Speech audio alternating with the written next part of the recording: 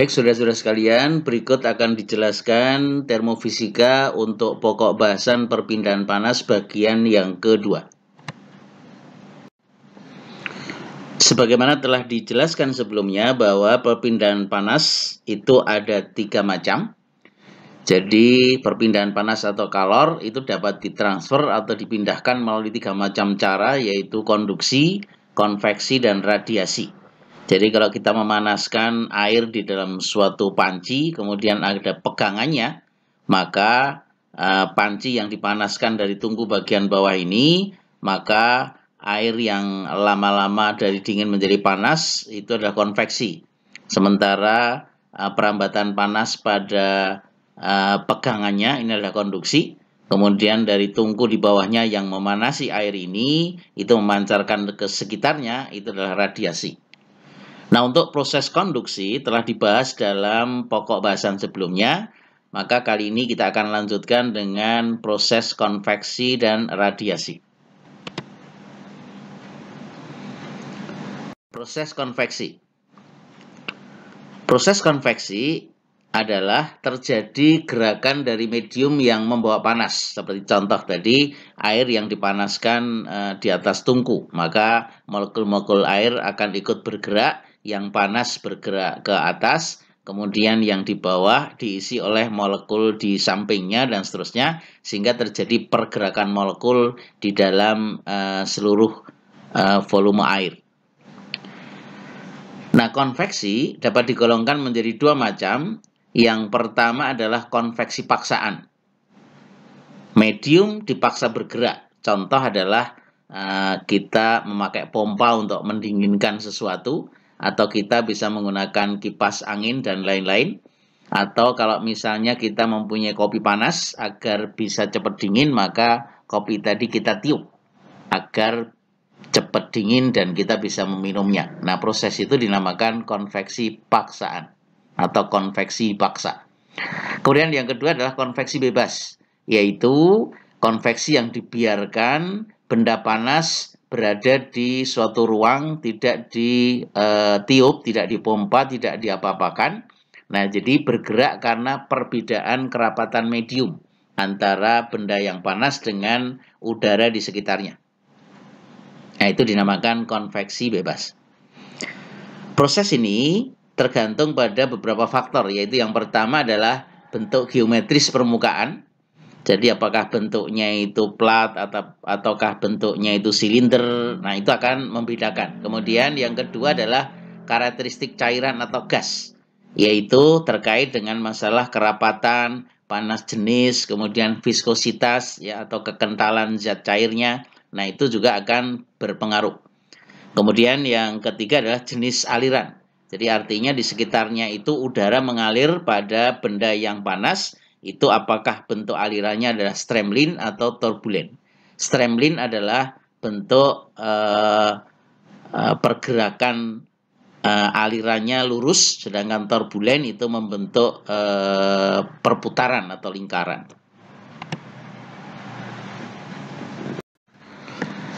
Arus konveksi dengan notasi H besar didefinisikan sebagai panas yang melalui luasan persatuan waktu, dituliskan H sama dengan delta Q per delta T. Delta Q adalah jumlah kalor, delta T waktu. Jadi jumlah kalor yang dilewatkan persatuan waktu sama dengan H kecil kali A kali T1 minus T2, persamaan 48. Di mana A ini adalah luas penampang permukaan kontak.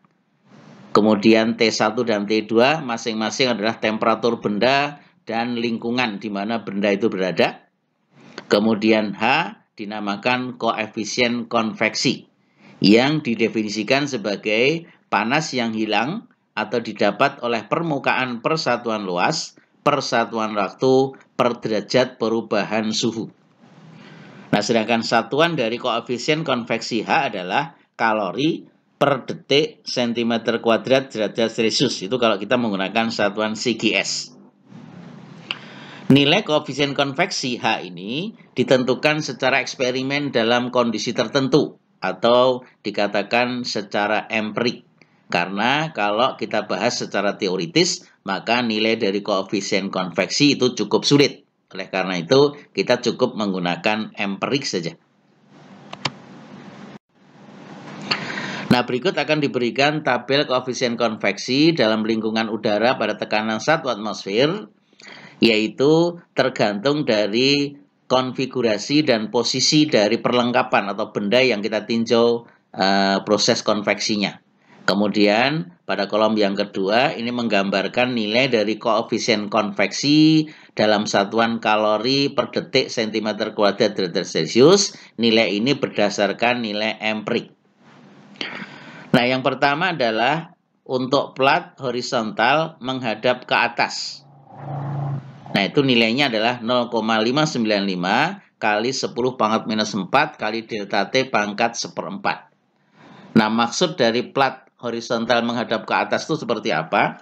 Kita lihat pada gambar di sebelah kanan atas. Kalau misalnya kita punya plat, kemudian plat ini menghadap dua muka. Bagian atas menghadap ke atas, kemudian ada yang menghadap ke bawah. Nah, yang menghadap ke atas inilah nilai koefisien konveksinya 0,595 kali 10 pangkat minus 4 kali delta T pangkat 1/4. Delta T adalah perbedaan suhu antara benda panas ini dengan lingkungan di sekitarnya. Jadi temperatur platnya ini sama dengan T1, kemudian lingkungannya sama dengan T2. Nah, di delta T adalah selisihnya. Kemudian pada permukaan bawah ini itu dikatakan sebagai plat horizontal menghadap ke bawah.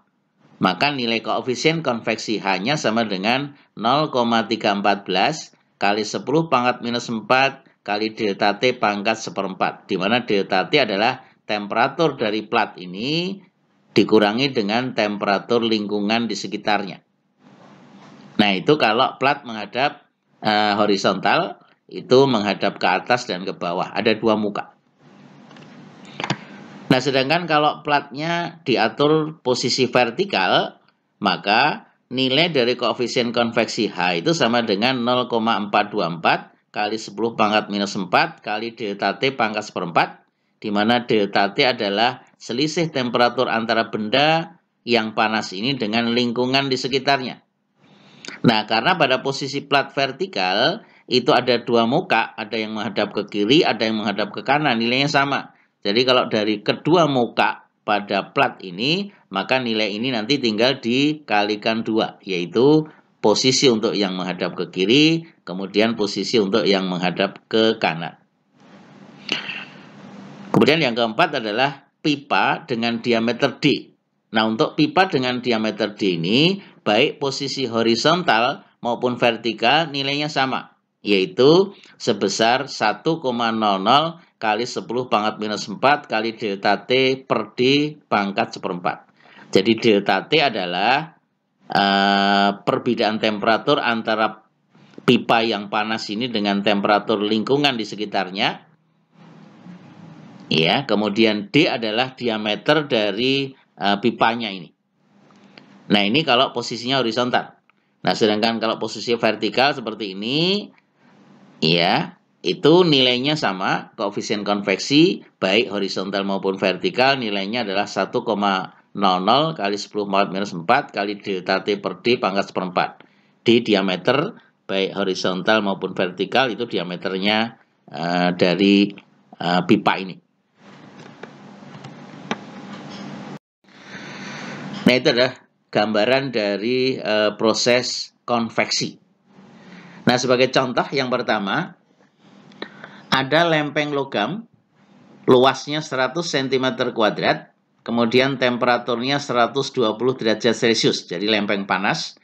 Kemudian lempeng ini ditempatkan dalam ruang bersuhu 20 derajat Celcius dan tekanan 1 atmosfer. Jadi perlu diingat bahwa tabel yang telah dijelaskan sebelumnya itu adalah tabel nilai empirik koefisien konveksi kalau tekanan udara luar di sekitarnya sebesar 1 atmosfer.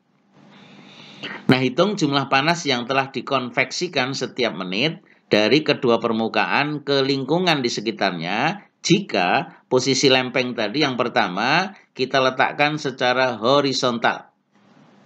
Kemudian yang kedua, kalau lempeng tadi kita letakkan secara vertikal. Nah, dari kedua hasil A dan B ini nanti itu mana yang lebih cepat dingin.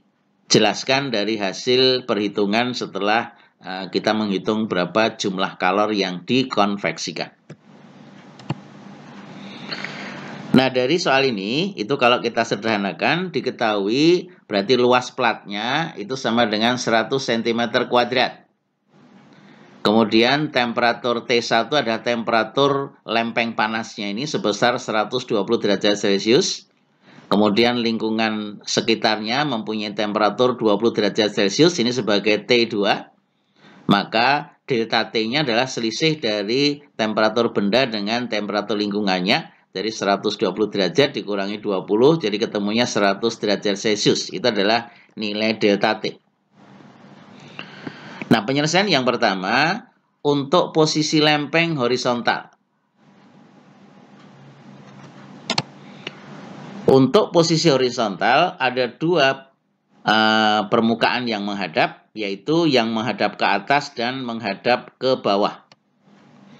Jadi kalau ini gambar lempengnya, satu adalah H itu arus panas konveksi pada permukaan yang menghadap ke atas, dinamakan HA. Kemudian ada arus panas konveksi dari permukaan plat yang menghadap ke bawah, dinamakan HB. Dari tabel yang telah disebutkan sebelumnya, maka nilai dari arus panas konveksi HA sama dengan delta Q per delta T, jumlah kalori yang dikonveksikan per satuan waktu, sama dengan H, koefisien konveksi, kali A, luas permukaan, kali T1 min T2. Jadi T1 adalah temperatur benda yang panas, T2 adalah temperatur lingkungannya, kemudian A adalah luasannya. Nah, nilai dari HA itu kita lihat dari tabel koefisien konveksi. Untuk posisi plat menghadap ke atas, itu nilainya adalah 0,595 kali 10 pangkat minus 4 kali delta T pangkat 1/4. Jadi ini adalah nilai HA, koefisien konveksi.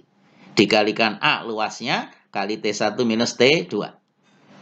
Nah, kalau kita masukkan nilainya, delta T tadi sudah dihitung sama dengan 100. Jadi menjadi 0,595 kali 10 pangkat minus 4 kali 100 pangkat 1/4 delta T dikalikan A luasnya sama dengan 100 cm², dikalikan dengan delta T lagi, delta T-nya 100. Jadi dikalikan 100, dikalikan 100 lagi. Nah, kalau ini kita hitung, maka nilainya ketemu 1,88 kalori per second atau kalori per detik. Kemudian dari plat ini yang menghadap ke bawah, HB-nya itu sama dengan delta Q per delta T, jumlah kalori yang dikonveksikan per satuan waktu, sama dengan HB kecil kali A kali T1 min T2. Nah, HB kecil adalah koefisien konveksi untuk plat yang menghadap ke bawah. Dari tabel, kita lihat nilainya sebesar 0,314 kali 10 pangkat minus 4 kali delta T pangkat 1/4 kali A luasannya kali T1 min T2 selisih temperatur plat yang panas dengan lingkungannya. Nah, kalau kita masukkan nilainya, delta T-nya sama dengan 100, kemudian A-nya juga 100, kemudian T1 minus T2, ini delta T juga 100. Jadi nilainya menjadi 0,314 kali 10 pangkat minus 4 kali 100 pangkat 1/4 kali 100 kali 100 lagi dalam satuan kalori per second. Nah, kalau kita hitung, maka nilainya sebesar 0,99 kalori per detik. Jadi yang 1,88 kalori per detik adalah yang menghadap ke atas, kemudian 0,99 kalori per detik adalah yang menghadap ke bawah. Nah, sehingga arus panas total dari kedua permukaan, ini saya sebut sebagai H total, itu sama dengan H kecil menggambarkan indeks posisi horizontal, yaitu HA, permukaan yang menghadap ke atas, ditambah HB, permukaan yang menghadap ke bawah. Jadi ketemunya tadi 1,88 ditambah 0,99 kalori per second, ketemunya 2,87. Nah, ini adalah nilai arus panas yang dikonveksikan per satuan waktu atau per detik. Nah, di dalam soal ditanyakan setiap menitnya. Karena setiap menitnya maka jumlah kalori yang dikonveksikan sama dengan H dikalikan delta T hanya sama dengan 2,87 kalori per detik. Setiap menit dijadikan detik menjadi 60 detik. Maka ketemunya 172,2 kalori. Nah, itu adalah plat kalau diletakkan secara horizontal. Kemudian yang kedua, penyelesaian bagian B untuk posisi lempeng vertikal. Nah, sisi yang menghadap ke kiri dan ke kanan itu sama besar karena ada dua muka. Jadi kalau digambarkan, ini H yang menghadap ke kiri, ini H yang menghadap ke kanan. Sehingga kita cukup menghitung satu kali, kemudian dikalikan 2. Itu adalah nilai arus panas total dari kedua muka. Jadi H totalnya sama dengan delta Q per delta T, jumlah kalori yang dikonveksikan per satuan waktu sama dengan 2 kali, ini dari dua muka, kali H vertikal, di mana H vertikal itu sama dengan koefisien konveksi vertikal, HV kecil, kali luas permukaan, kali T1 min T2. Nah, dari tabel yang telah dijelaskan sebelumnya, nilai dari H vertikal, koefisien konveksi, kalau posisinya vertikal adalah 0,424 kali 10 pangkat minus 4 kali delta T pangkat seperempat. Nah, sehingga H totalnya menjadi 2 kali 0,424 kali 10 pangkat minus 4 kali delta T-nya 100 pangkat seperempat kali luas lempengnya juga 100 cm², selisih temperatur T1 min T2 juga 100, ketemunya 2,68 kalori per detik. Nah, jadi jumlah kalori yang dikonveksikan kalau posisinya adalah vertikal, itu sama dengan H posisi vertikal kali delta T waktu, jadi sama dengan 2,68 kalori per detik dari sini, dikalikan per menitnya 60 detik, hasilnya 160,8 kalori. Nah, ini adalah jumlah kalori yang dikonveksikan pada posisi vertikal, ini pada posisi horizontal. Kemudian kita bandingkan mana yang lebih besar. Nah, delta Q horizontal nilainya 172,2 kalori, sedangkan delta Q untuk posisi vertikal 160,8 kalori. Mana yang lebih besar? Ya, betul. Yang lebih besar adalah delta Q untuk posisi horizontal. Nah, jadi kesimpulannya adalah kalau jumlah yang dikonveksikan semakin besar, berarti semakin cepat dingin. Jadi posisi horizontal lah yang lebih cepat dingin. Nah, itu adalah plat yang diletakkan secara horizontal dan vertikal. Bagaimana sekarang kalau bentuk bendanya bukan plat? Ya, misalnya ada sebuah benda pejal yang bentuknya seperti gambar berikut. Jadi ini adalah misalnya kubus panas dari logam kemudian digantung. Ini adalah silinder pejal logam panas kemudian digantung seperti posisi pada gambar. Nah, kalau seperti ini untuk yang bentuknya kubus, maka posisi dari lempeng atau plat yang melakukan atau mengalami konveksi itu ada 6 muka. Satu yang menghadap ke atas, kemudian satu yang menghadap ke bawah, seperti plat horizontal tadi. Kemudian yang vertikal ada 4 muka, 1, 2, 3, 4. Nah, sehingga ini ada 6 muka. Satu menghadap ke atas, satu menghadap ke bawah, yang vertikal 4. Nah, bagaimana kalau bentuknya silinder pejal? Nah, kalau silinder pejal berarti ada 3 permukaan. Yaitu yang pertama adalah plat lingkaran menghadap ke atas, 1. Kemudian penutup bawah, ya, itu plat horizontal menghadap ke bawah 1. Kemudian yang satu itu selubung silindernya ini sama dengan pipa. Jadi ada 3. Ini plat horizontal menghadap ke atas 1, plat horizontal menghadap ke bawah 1, kemudian pipanya 1 atau permukaan kulit dari silindernya.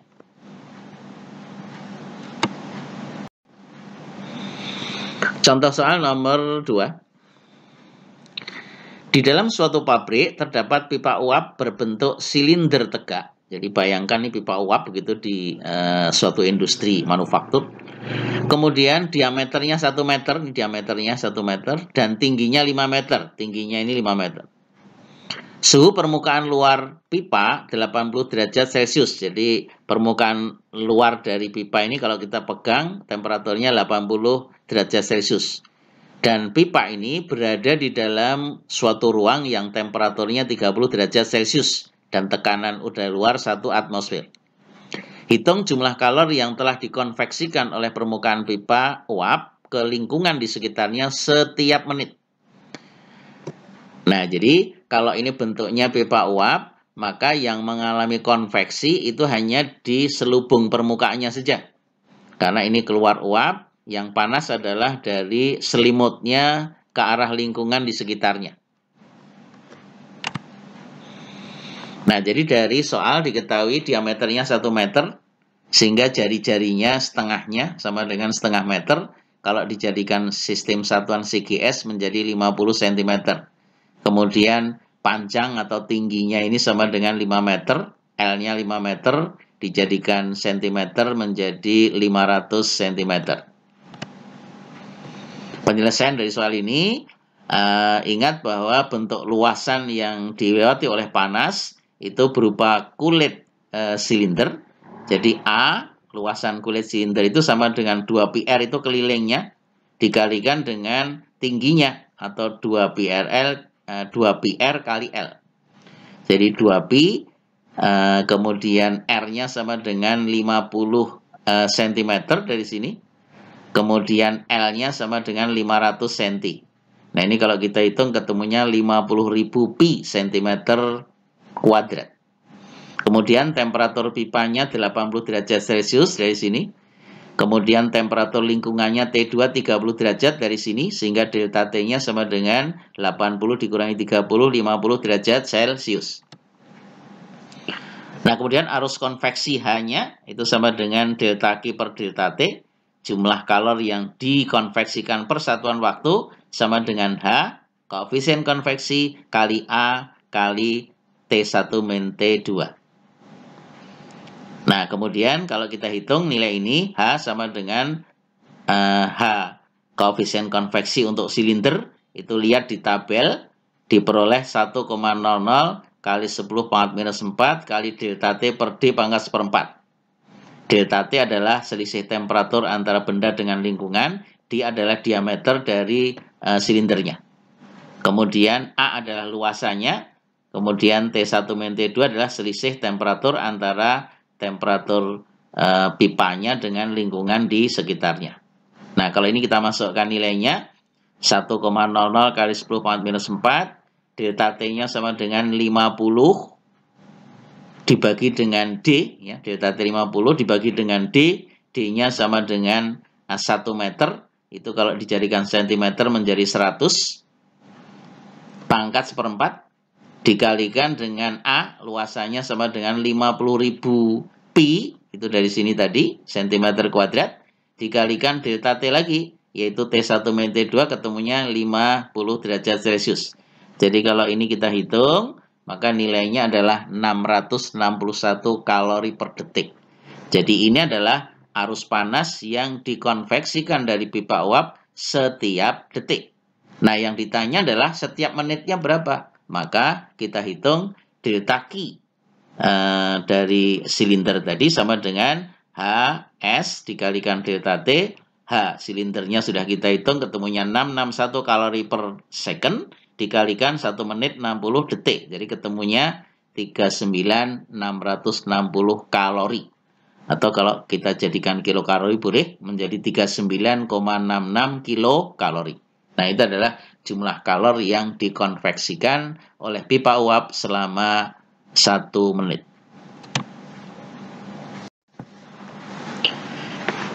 Proses perpindahan panas yang ketiga adalah radiasi. Proses radiasi itu perambatan panas melalui radiasi elektromagnetik. Dan untuk proses ini tidak diperlukan medium perantara. Contohnya apa? Misalnya matahari menyinari bumi kita.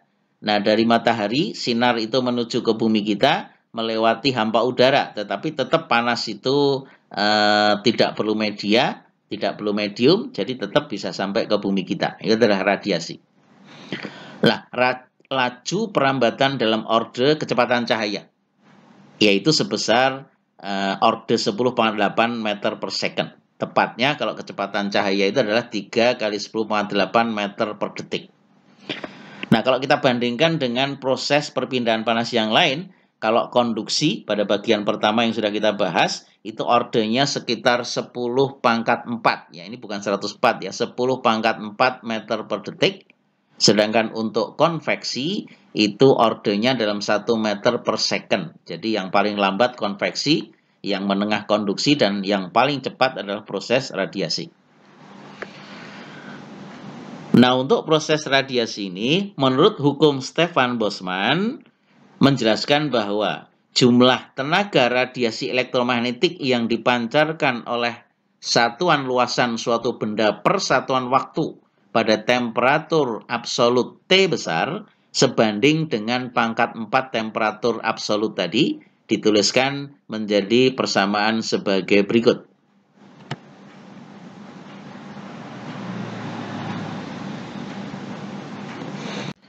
Jadi R itu sama dengan E sigma T pangkat 4, persamaan 49. R itu adalah daya yang diradiasikan per satuan luas, atau bisa dituliskan R itu sama dengan P per A, di mana P adalah daya radiasinya, kemudian A luasannya.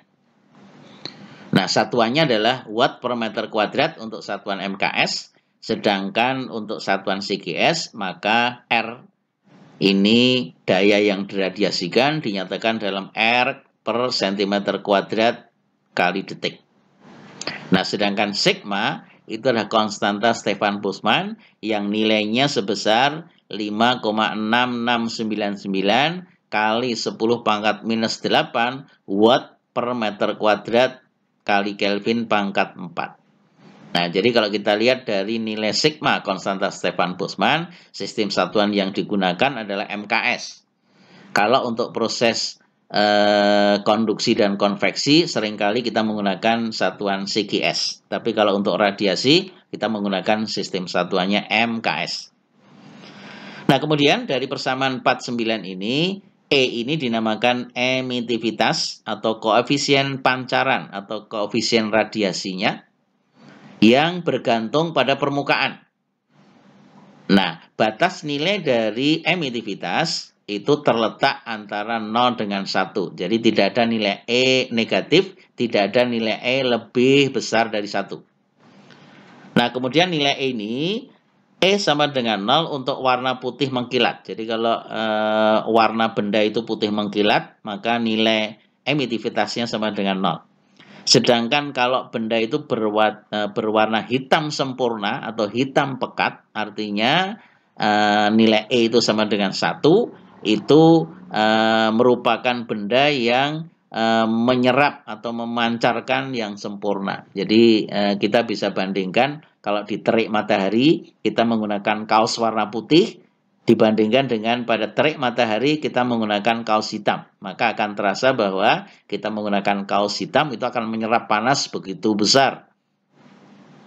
Nah, itu perbedaan nilai emitivitas yang membedakannya.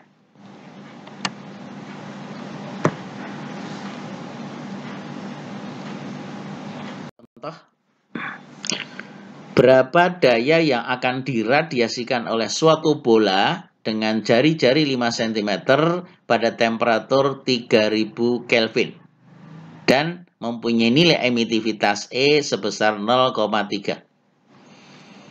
Penyelesaian dari soal ini adalah daya persatuan luas R itu sama dengan E sigma T pangkat 4 dari persamaan Stefan Boltzmann sebelumnya yang telah dijelaskan.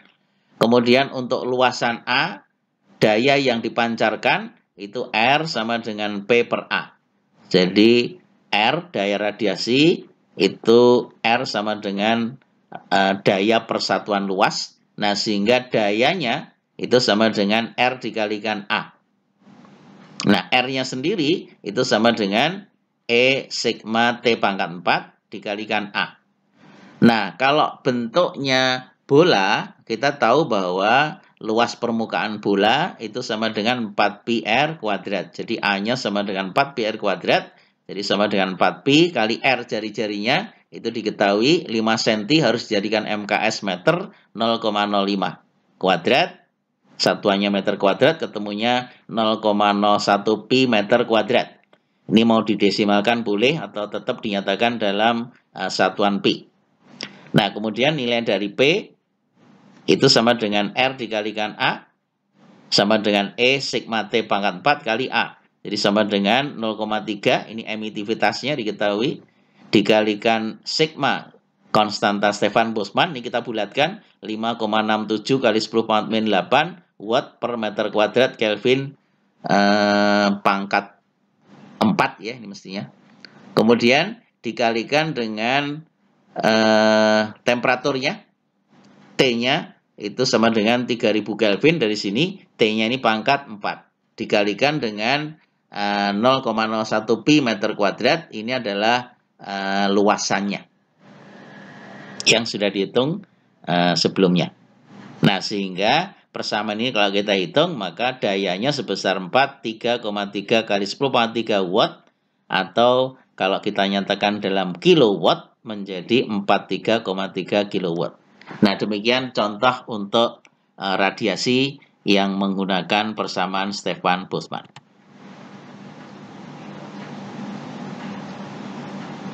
Demikian penjelasan tentang konduksi dan konveksi. Mudah-mudahan apa yang diterangkan bisa difahami. Terima kasih atas perhatiannya.